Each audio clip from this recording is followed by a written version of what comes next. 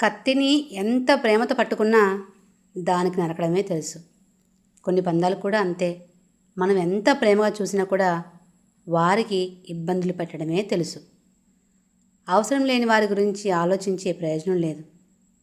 వాళ్ళు బంధువులైనా స్నేహితులైనా ఎవ్వరైనా సరే. మన విలువ తెలియని వాళ్ళతో ఏం మాట్లాడినా, వాళ్ళకు ఏం చేసినా కూడా మన విలువ ఎప్పటికీ తెలియదు. నవ్వడం నవ్వించడం అలవాటైతే జీవితంలోని ఒడిదొడుకులు మనల్ని ఏమీ చేయలేవు. జీవితాన్ని సంతోషంగా జీవించాలనుకుంటే రెండు మార్గాలు. నిన్ను వెతుక్కుంటూ ఏది వచ్చినా టేక్ కేర్.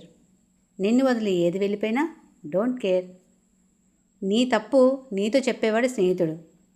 నీ తప్పు ఎదుటి వాళ్ళతో చెప్పేవాడు మిత్రునిలా కనిపించే నీ అనుకూల శత్రువు. చీకటైతే చంద్రుడు రాజు, తెల్లవారితే సూర్యుడు రాజు. ఒక్కరోజే ఒకరిది కానప్పుడు అన్ని రోజులు మనవే ఎలా అవుతాయి?